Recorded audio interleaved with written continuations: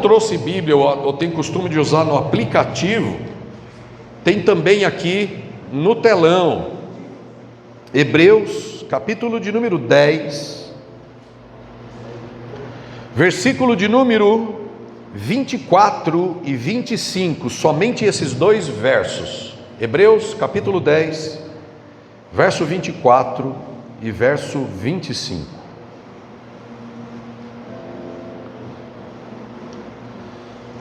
Diz assim: e mantenhamos a atenção dada uns aos outros, para nos incentivarmos ao amor e às boas obras. Não negligenciemos nossas reuniões congregacionais. Aqui está, não deixemos de reunir como igreja. A minha diz, não negligenciemos nossas reuniões congregacionais, como fazem alguns. Ao contrário, procuremos nos encorajar, quanto mais quando vocês percebem a aproximação do dia. Aproximação do dia, aqui, ou naquela parte final ali, aproximar-se o dia, é a volta de Jesus, é o fim dos tempos, é a escatologia. Para quem gosta de teologia, é a escatologia, é a fala da Bíblia sobre o fim dos tempos e a segunda vinda de Jesus Cristo. Muito bem, vamos orar. Pai, obrigado por tua palavra. Tu és um Deus de poder e de graça, e nós te louvamos, porque sem ti nada podemos fazer. Não podemos entender tua palavra, não podemos pregar tua palavra. Ela não é um livro comum, a Bíblia é a palavra de Deus. Nós cremos assim, nós descansamos assim e recebemos a palavra como ela é na verdade, voz de Deus, palavra de Deus. Nós temos questões difíceis na vida da gente, muitas vezes desafios, e às vezes os desafios e as questões difíceis vêm porque precisamos alinhar a nossa vida de acordo com a tua voz, com a tua palavra, com o teu Espírito Santo.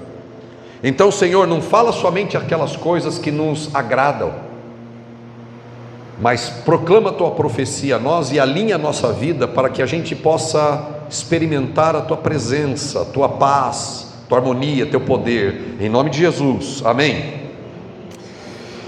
Olha só, vivemos uma geração difícil, porque, na verdade, sempre existiu um pouco daquilo que eu vou falar agora. Sempre, em toda a história, sempre existiu um pouco daquilo que eu vou falar. Mas isso que eu vou falar tem aumentado de intensidade de maneira assustadora. O tempo que a gente vive é o tempo da hiperconexão. Não é só conexão. Nós não somos desafiados na vida, e não importa se a gente tem 80 anos ou se a gente tem 15. A minha netinha, Júlia, tem 9 anos. Ela mexe em celular, acho que mais velozmente do que você e eu, juntos. Tablet, computador. Então, independente da idade, nós vivemos um hiperestímulo para que a gente fique conectado no mundo digital. Só que acontece um fenômeno. Da mesma maneira que nós, eu e você, o Brasil e o mundo inteiro é estimulado a essa hiperconexão veloz na internet, eu não sei você, mas já tem um grupo de pessoas que se manda um WhatsApp para alguém e não fica azulzinho rápido e responde rápido, fica magoado. Por que você não me respondeu? É uma geração da efervescência da resposta. E não se trata de idade, se trata de uma geração do momento global. Só que ao mesmo tempo que as pessoas são desafiadas a uma hiperconexão, uma conexão veloz, existe ao mesmo tempo um isolamento emocional. As pessoas estão conectadas digitalmente, mas estão abaladas emocionalmente, frágeis. Frágeis para enfrentar situações difíceis. Eu sou pastor, eu pastoreio, eu procuro cuidar das ovelhas, eu procuro cuidar das pessoas, eu procuro sentar individualmente com todas que eu posso. Não faço um trabalho sozinho. Nós temos os líderes de todas as nossas igrejas nas casas, eles ajudam no ministério, e toda a liderança dessa igreja sabe o quanto é difícil encontrar pessoas que têm dificuldade de amadurecer. Elas têm sempre buracos emocionais, não conseguem cumprir prazos, não conseguem lidar com quem não cumpre prazos, não conseguem lidar com pressão financeira, com pressão social, com pressão conjugal. E olha, meu amigo e minha querida amiga, eu com muito carinho quero dizer para você, se você não está afim e não pode suportar pressão nessa vida, é melhor pedir para sair. Mas eu tenho uma triste notícia para você, você não vai conseguir sair. É importante que a gente entenda a geração que a gente vive e o mundo que a gente vive. É um mundo de panela de pressão. A pressão virá de todos os lados. De todos os lados. E aí, quando você alivia uma pressão numa área, virá de outra área. Ou eu estou falando bobeira aqui? Quando você vence uma pressão conjugal, vem a pressão financeira. Quando você vence a pressão financeira, vem a pressão da saúde. E assim a gente segue, pressão em cima de pressão. E as pessoas estão surpreendentemente frágeis. Elas querem muitas coisas, mas não têm capacidade emocional para suportar a pressão da jornada. Viver não é para amadores.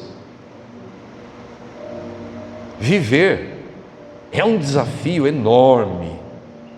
E você sabe que muita gente foge da pressão para um monte de coisa. Foge da pressão para o sexo, foge da pressão para a bebida, para o uso de drogas, foge da pressão para a cama, para ficar dormindo, foge da pressão com comida, com compras. As pessoas estão fazendo de tudo para fugir da pressão, e Deus tem algo a falar com você e comigo sobre isso. O cristianismo bíblico não é um cristianismo do indivíduo. Essa coisa de o que Deus vai fazer por mim não é o que Jesus tem em mente. O tema de hoje é este que está na tela: os benefícios da comunhão. É claro que a gente gosta dessa palavra benefícios, só que os benefícios são para aqueles que praticam a comunhão de maneira intencional.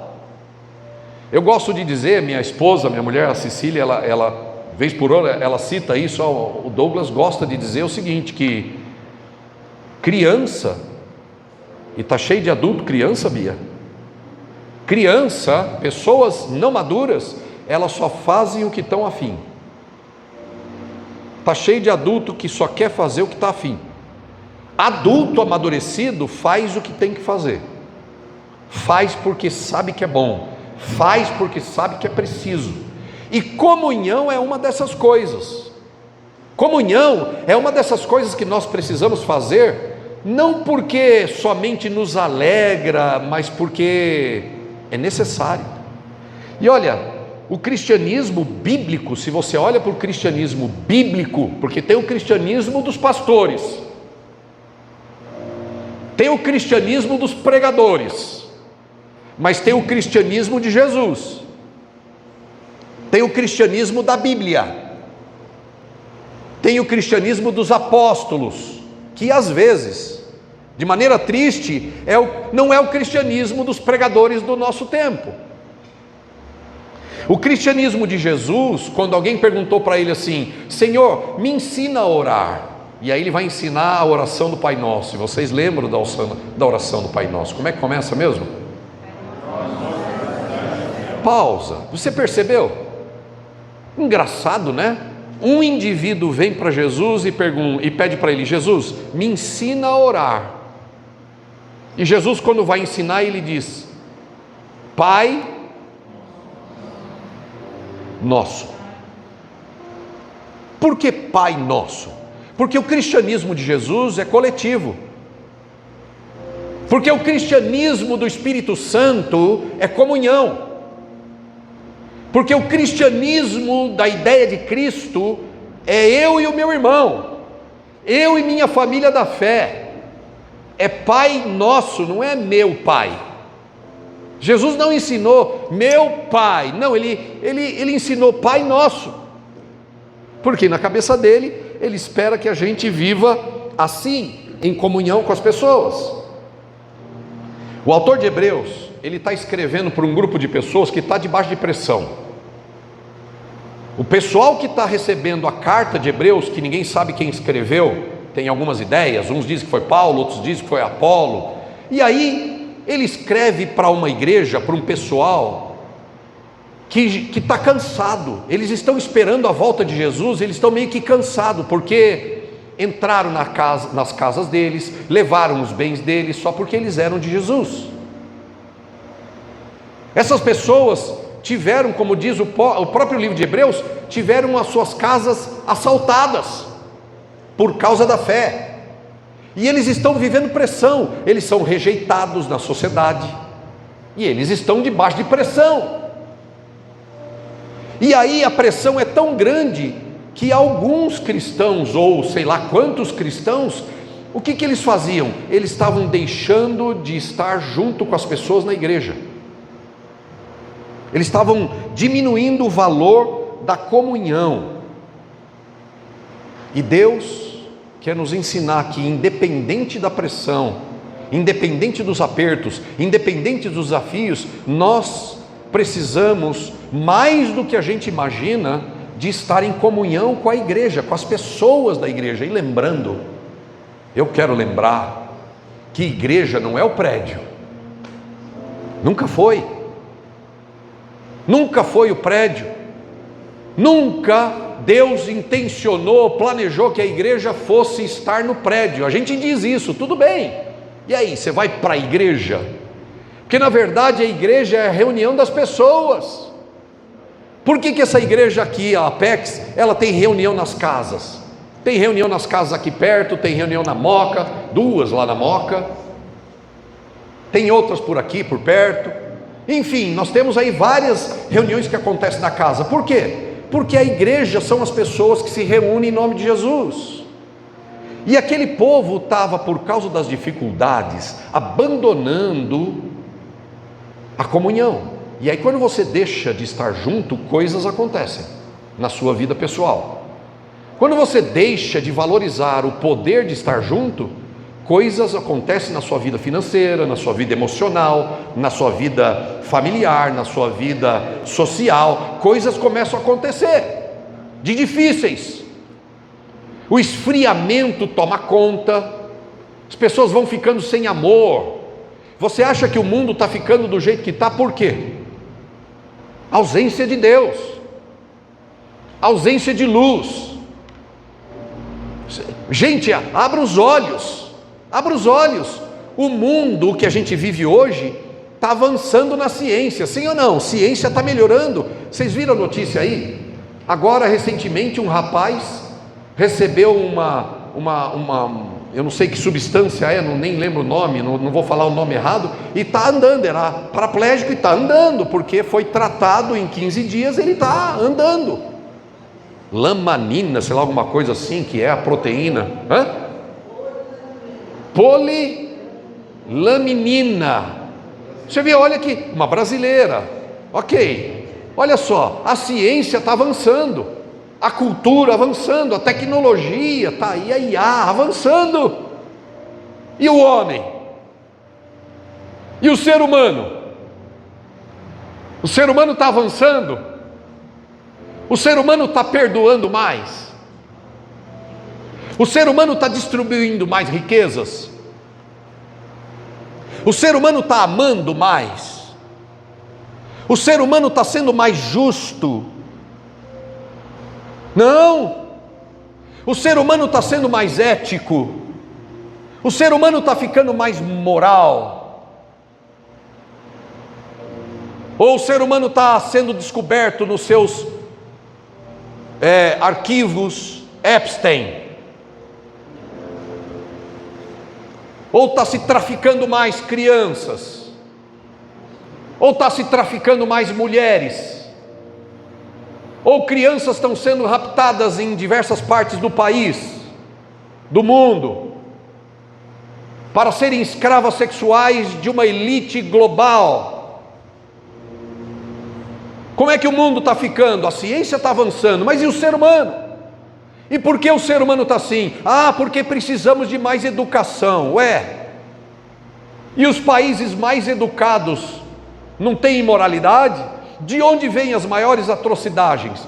Das mãos de quem segura a caneta e tem boas formações, ou dos mais simples?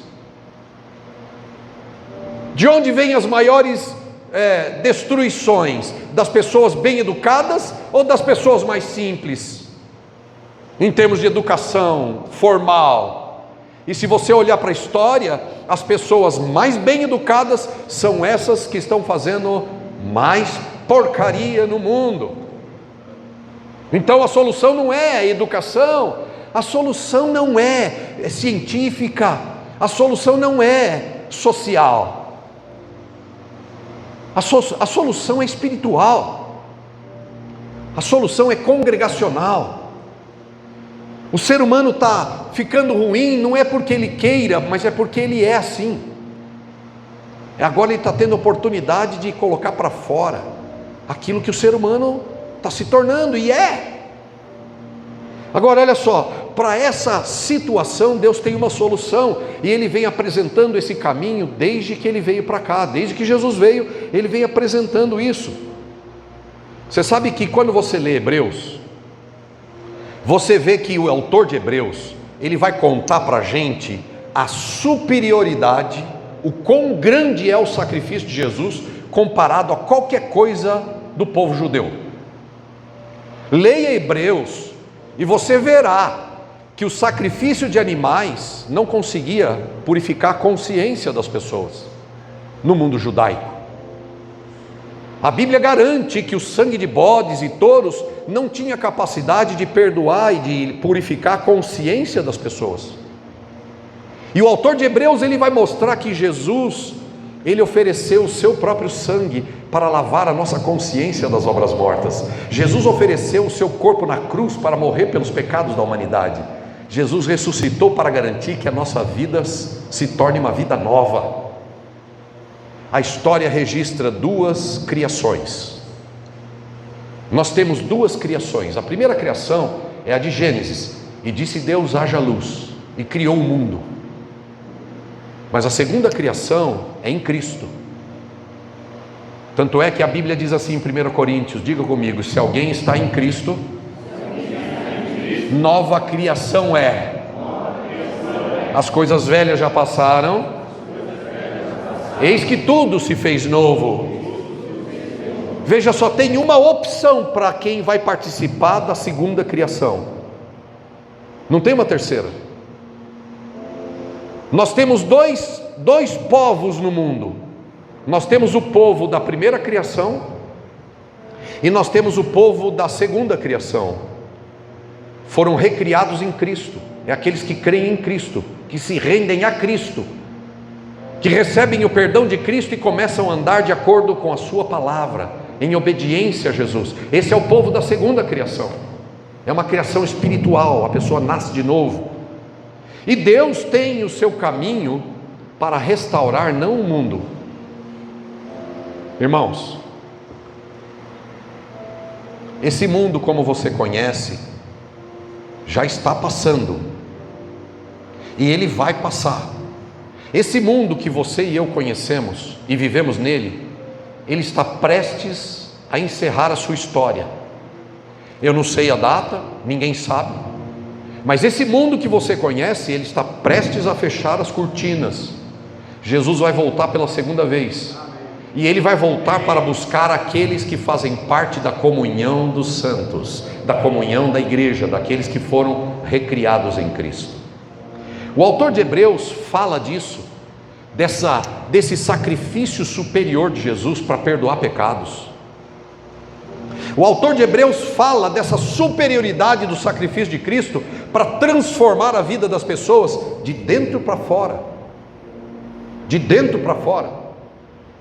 E aí ele diz o seguinte: olha, já que Jesus abriu essa porta para a gente, já que não tem mais impedimento, nós precisamos nos esforçar para estarmos juntos. Se Deus abriu um caminho de um relacionamento com Ele, agora nós precisamos nos empenhar em termos relacionamentos uns com os outros. A comunhão, gente, exige de você e de mim intenção. Diga essa palavra. Essa é a primeira coisa que eu aprendo com Hebreus 10, 24 e 25. A comunhão não é uma coisa que vai acontecer automaticamente. E nós precisamos aprender como adultos. Nós precisamos ter uma mentalidade de adulto. Nós precisamos ter uma emoção de adulto. E adulto, leia-se, maduro espiritualmente. Eu, quando digo adulto, eu não estou me referindo à idade que nós temos. Para mim e para a Bíblia, adulto não é quantos anos você tem. Para a Bíblia, espiritualmente, adulto é aquele que é maduro. É aquele que faz as coisas com intenção. A pessoa, ela sabe o que tem que fazer, ela planeja o que ela tem que fazer, e ela se esforça por fazer o que ela tem que fazer. Ela não fica esperando sentir vontade. E aí, irmão, por que você não foi na igreja no domingo? Eu não estava assim tão afim. Criança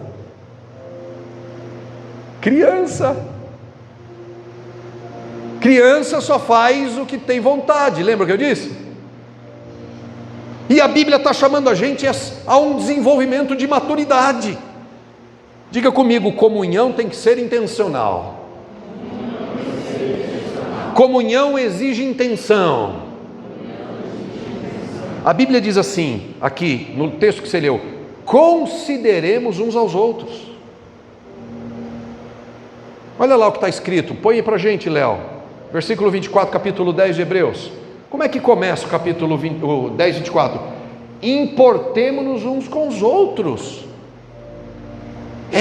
Sabe o que significa considerar, se importar com outra pessoa?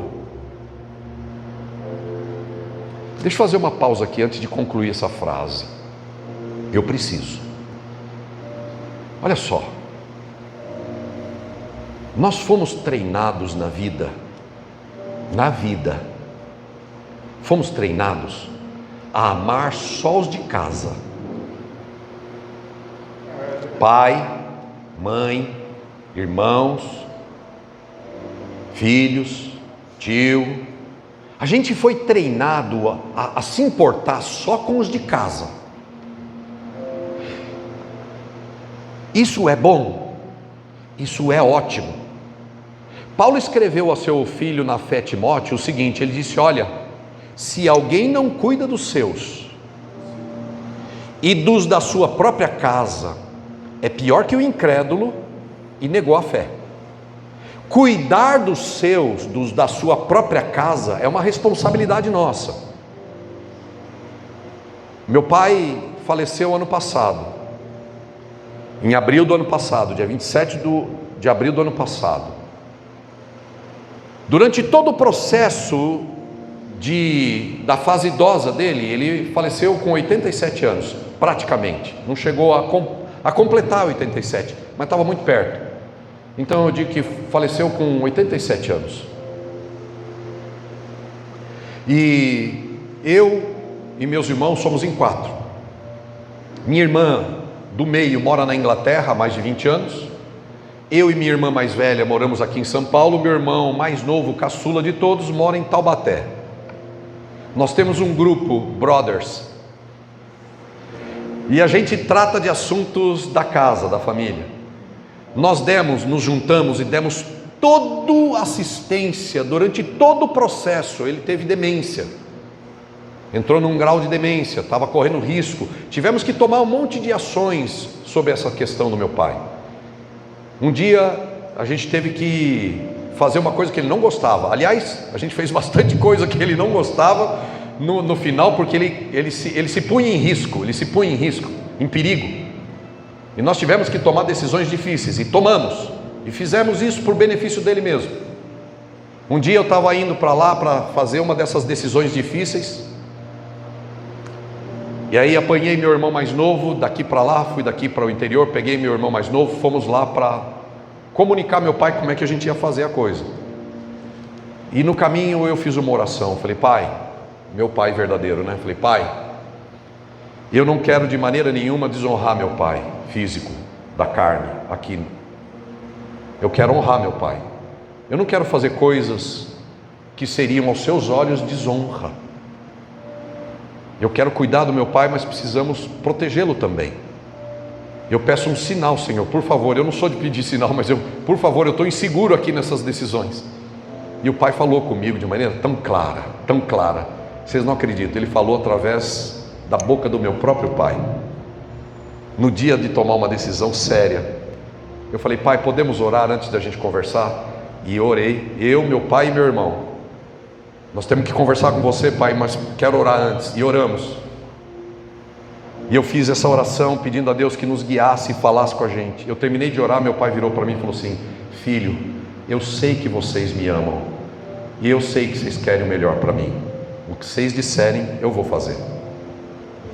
Vocês não conhecem meu pai, por isso que vocês estão com essa cara de paisagem assim. Ah, é normal. Meu pai foi industrial, foi empresário, presidente do Rotary Club da cidade. Meu pai é um cara hiperativo, executor. Jamais ele diria aquilo que ele disse.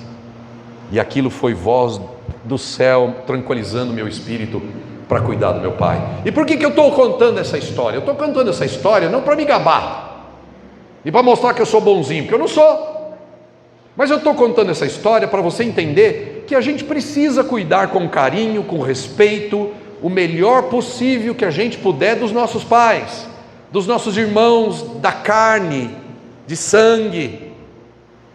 Mas eu quero lembrar que a Bíblia não para aí. A Bíblia ensina a gente uma coisa nova. A Bíblia ensina que agora o nosso Pai verdadeiro, Ele está no céu, assentado no trono. Jesus disse: vós orareis assim, forte. Só essa frase, vamos lá. Eu vou reger você, eu sou o maestro. Aqui Pai e aqui nós, tá bom?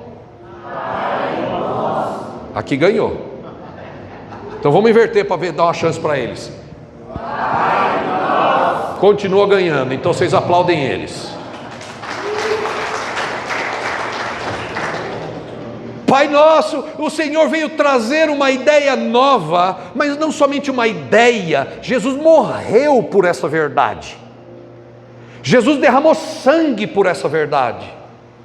Jesus ressuscitou para garantir a verdade acontecer de fato. E qual é a verdade?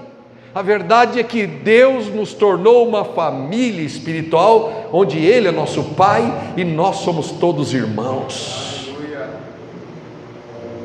Olha para o lado direito e esquerdo aí, olha aí. Olha para cá. Não, vocês olham para cá e eles olham para lá. Olha para lá. Faz um tchau. Dá uma olhada. Essa galera daqui olha para cá. Essa galera daqui olha para lá. Dá uma olhadinha. Olha aí. Tem irmão de todo tipo. Tem irmão tostado. Preto mesmo. Você não deixou falar. O Zé Maria, gente, Zé Maria, ele não gosta disso. Eu brinquei porque ele não gosta. Ele falou assim, ó, as pessoas chegam para ele e falam assim, aquele moreno. Ele fala, moreno não, preto mesmo. É isso aí, Zé. Então assim, você olha para cá, você vê irmão de tudo quanto é jeito. Tem irmão gordinho, tem irmão cheirosinho, tem irmão fedidinho, tem irmão mais rico, tem irmão mais pobre, tem irmão mais feio, tem irmão mais bonito, tem irmã... E vamos parar, as irmãs são todas lindas. Não vamos arrumar problema, né, gente? Arrume problema com quem quiser, mas não arruma problema com mulher, por favor. Quem arruma problema com mulher é tolo, é. Muito bem. Olha só, Deus fez isso. Através do sacrifício de Jesus, Ele nos tornou uma família. E é bom a gente saber que tem que cuidar dos de casa, mas a gente não pode deixar de entender que tem uma família muito mais poderosa agora, que é a família da fé. Eu não sei se você crê, mas eu quero lembrar a você que vai haver uma volta de Jesus e Ele vai levar a igreja embora. A igreja é todos aqueles que creem, se entregaram a Jesus e obedecem a sua palavra. E acredite, tem muita gente da sua casa que vai ficar. Tem pessoas do seu sangue que não irão, porque irmão que vai para lá não é o da sua casa, a não ser que se entregue a Jesus. Então veja o quão poderoso é a questão de que a fé nos une numa irmandade tão poderosa que nós precisamos entender. Nós precisamos cuidar dos de casa? Sim, nós precisamos também cuidar dos da fé. São nossos irmãos. Nos importarmos, considerarmos uns aos outros. A palavra considerar, ela significa prestar atenção deliberada. Preste atenção intencional na sua irmã em Cristo. Preste atenção no seu irmão em Cristo de maneira intencional. Repare no rosto dele. Ele está triste? Ou você não consegue ler se o irmão está triste ou se ele está feliz?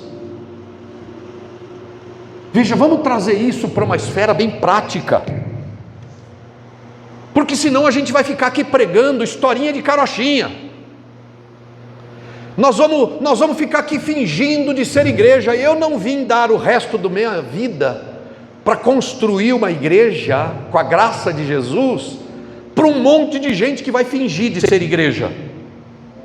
Quem quer fingir de ser igreja, fingir ser de Jesus, tem que estar em outro lugar, não comigo. Porque nós aqui queremos, com todos os nossos defeitos, com todas as nossas dificuldades, com todas as nossas necessidades de desenvolvimento e crescimento, nós queremos viver o Evangelho de verdade. Amém. E olha o risco que eu corro pregando. Olha o risco que eu corro pregando isso. Sabe por que eu corro o risco? Porque nós estamos aqui num tanto de gente. E se alguém aqui sabe de uma coisa que precisou de ajuda e eu não ajudei? E se alguém sentado aí, no meio de vocês, precisou da minha oração e eu não orei? Precisou da minha visita e eu não visitei?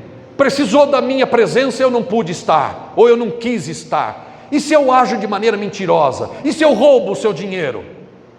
E se eu vou consumir a sua gordura? E se eu sou mal intencionado e eu prego isso? Alguém pode levantar aí e falar: você é um mentiroso. Sim ou não? Mas eu não sou. E eu não sou um mentiroso não por virtude própria. Eu não sou um mentiroso porque a verdade me alcançou, e a verdade chama Jesus.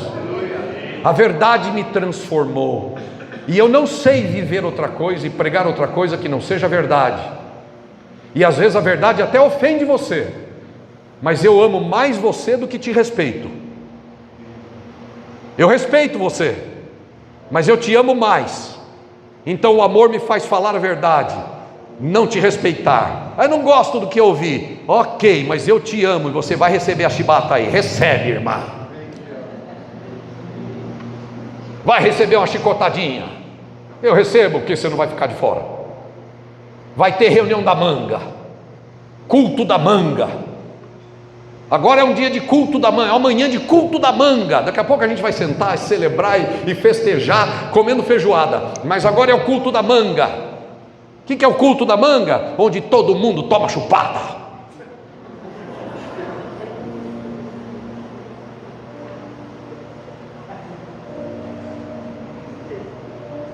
Eu pensei se eu podia falar essa expressão, né? Os mentes poluídas precisam ser lavados, alvejados no sangue de Jesus. Os que têm mente deturpada precisam lavar a cabeça, no cérebro, a alma, no sangue de Jesus Cristo, irmão. Você nunca foi menino? Nunca abriu a manga e cal? Não? Quantos já chuparam manga aqui? Deixa eu ver. Está estranhando o que então? Reunião da manga. Entendeu?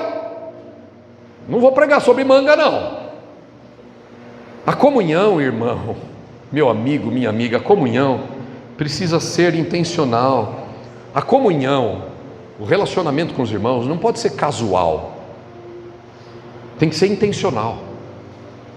Você tem que escolher isso para a sua vida. E depois que você escolheu, você tem que fazer. Eu quero pertencer a Jesus, e eu quero ter comunhão com a igreja, e eu quero participar disso, e eu escolho, e eu vou, e eu faço. E se eu estiver cansado, eu vou também. Ontem eu estava indo para encontrar um amigo que estava vindo do interior, ia passar para São Paulo, ia para Assis. E aí ele queria me deixar um presente para mim e para Cecília. Chamou a gente lá na Zona Norte, ele ia passar ali pela Marginal, e fomos lá encontrar esse amigo, fazia um tempo que eu não via, para receber o presente dele, dar um abraço nele, obviamente. E aí na saída de casa eu vi o Rafael passando, ele até buzinou, deu espaço para eu sair de casa. Eu olhei e falei assim, caramba, o que o Rafael está fazendo por aqui? Aí depois, quando deu tempo, eu liguei para ele e falei, ô Rafael, o que você estava fazendo lá na igreja, né? Ele estava escondidinho, porque o que acontece? Ele não ia contar para mim que ele errou a data, mas agora já entreguei. Aí nós temos uma reunião de liderança que acontece no dia 28 agora, reunião de rede de liderança, só para os líderes, todo mundo que faz alguma coisa nessa igreja, que trabalha. Quantos fazem alguma coisa aqui nessa igreja? Levante a mão. Todas essas pessoas vão estar comigo lá, na reunião de rede. E aí eu falei, o que você estava fazendo lá? Ele não falou nada. Aí eu falei assim, você confundiu a data, não foi não? Aí ele, eu confundi. Mas eu não estou contando isso para envergonhar ele, eu estou contando isso por um mérito. Eu estou contando isso para mostrar o exemplo de compromisso com a família. Eu não estou exaltando o Rafael, porque isso não vem dele, isso é a graça de Jesus nele. O compromisso no coração dele com Jesus é forte o suficiente, de maneira que ele tem compromisso com o corpo, com a família, com os irmãos, com a liderança. Não é aquela coisa que você defende o outro até se ele estiver errado, não é isso não. Isso é seita. Aqui não é seita, que eu falo, todo mundo escuta, eu estou sempre certo e você está sempre errado. Não, aqui não é seita não. Aqui eu estou debaixo da mesma regra que eu ponho para todo mundo. Eu e toda a liderança dessa igreja. Nós não estamos construindo uma igreja de hipócritas, estamos construindo uma igreja de verdadeiros. Quantos querem andar na verdade? Aleluia! Então, se você quer andar na verdade, aqui é o seu lugar. E aí eu estou falando desse compromisso. Veja, ele não queria errar tanto a data que até antecipou. E veio. Pelo sim, pelo não, eu vou. E cristão, leve em conta o outro. Liga para o outro. Eu liguei para você para saber se você está precisando de alguma coisa, porque eu não costumo te encontrar aqui. Está com o sogro, meio que mora em casa, meio que não mora em casa, com câncer, pai da Thaís que está aqui. E a gente se fala, a gente conversa, e os irmãos aqui vão lá na casa, vai orar, e a gente se apoia. Então olha só, a comunhão não pode ser uma coisa assim, se acontecer, aconteceu. Sabe como é que você faz quando você encontra um amigo que fazia tempo que você não via? Aí nas suas andanças do dia a dia, você encontra aquela amiga, aí você fala aquela frase horrível: opa, bom te ver, oh, que legal, precisamos marcar.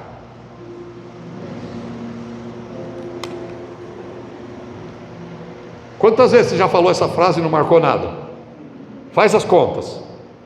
Quando você fala para alguém, precisamos marcar, a legenda embaixo é assim: não vamos nos encontrar. A tecla SAP, nós não vamos nos encontrar. Porque quem quer não marca, quem quer estabelece data. Terça-feira, às 3 horas da tarde, podemos tomar um café? É assim que a gente faz. Precisamos marcar, não vai marcar nunca. E o que eu estou querendo dizer? O que eu estou querendo dizer é que a comunhão não pode ser casual. Se você deixar para que ela aconteça sozinha, não vai acontecer. Deixa eu te perguntar aqui: quantos aqui viram já no meio do mato um pé de goiaba? Levante a mão. Ok, vamos mudar de fruta.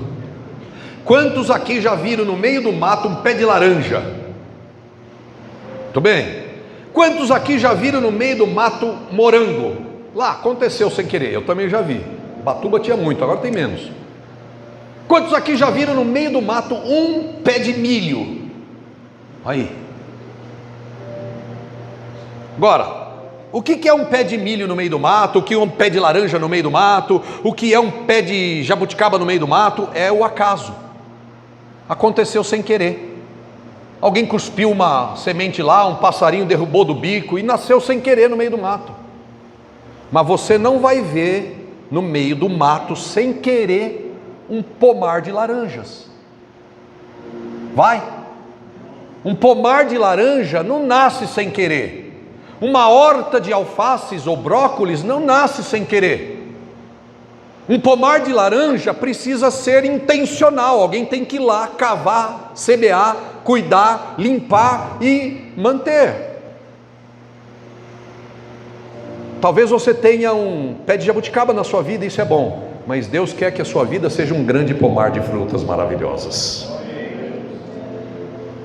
Então, se você quer que a sua vida seja um pomar de frutas maravilhosas, renda-se à comunhão da família de Deus. Seja intencional. Não é apenas estar no mesmo ambiente. Veja, tem gente que fica falando: eu estou em comunhão agora. Não, você está em comunhão com a nuca do seu irmão. Você só vê a nuca do seu irmão. Aí se eu perguntar para você lá quando você estiver chegando na igreja, ou em algum momento, a feijoada: e aí, você conhece quantos irmãos aqui na igreja? Você vai responder para mim assim: pastor, eu não conheço quase ninguém na igreja, mas a nuca eu conheço muitas. Tem nuca magra, nuca gorda, nuca com dobra, nuca sem dobra, nuca escorrendo, nuca seca, nuca cheirosa, nuca fedida. Tem vários tipos de nuca. Por quê? Porque você só olha para a nuca. Não é isso, não é estar no mesmo ambiente somente, é prestar atenção no rosto da pessoa, é se oferecer, é cuidar, é ajudar, é estender a mão, é se interessar. Vamos lá, para a gente fechar.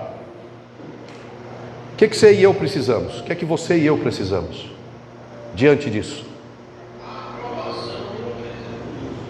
Não, aprovação não. O que eu e você precisamos? Eu e você precisamos desenvolver sensibilidade espiritual para perceber quem está fraco. Você precisa, e eu também, crescer nessa visão e enxergar quem está fraco.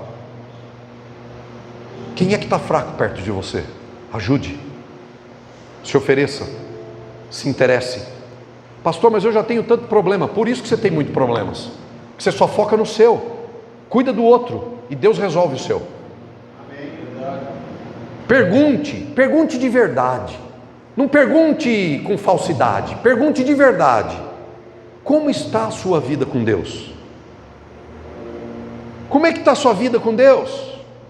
Como é que está a sua vida com Deus? Você tem orado? Você tem lido a Bíblia? Você tem buscado o Senhor? Se interesse. Outra coisa, ore especificamente, de maneira especial por pessoas durante a semana. Senhor, eu lembro daquela irmã que senta lá atrás, por favor, Senhor. Olha, eu vi aquele que chegou mancando, ajuda. Senhor, eu senti falta daquele irmão, o seu Maurício ou o Zé Maria não estava na igreja. Senhor, toca o coração do Zé Maria. Eu não sei por que ele faltou na igreja, Pai, mas o Senhor sabe por que ele faltou na igreja. De repente ele está precisando do teu abraço, da tua ajuda, da tua força. Senhor, livra aquele meu irmão do mal, do caminho ruim, e assim vai. Não espere que alguém peça alguma coisa para você. Ofereça. Ofereça. Não espere, ofereça. Ofereça. Esteja perto, esteja junto. Ofereça, estenda a mão. A igreja saudável, e nós queremos ser uma igreja saudável. Uma igreja saudável é aquela que os membros se observam. Se observam. E não é se observar para criticar. Não gostei do vestido longo da Bia. Eu acho que ela devia usar uma cor mais preta. Ou ela tinha que usar uma camisa amarela. Não é observar para criticar, é observar para ajudar, é observar para estender a mão, é observar para se interessar, é observar para cuidar, é observar para edificar, é observar para perdoar, e não para julgar, não para criticar, não para destruir. Não deixe de congregar, porque muitos têm feito isso e têm murchado na vida. Que Deus te dê a graça de você se tornar membro ativo da família de Deus. Louvado seja o nome de Jesus.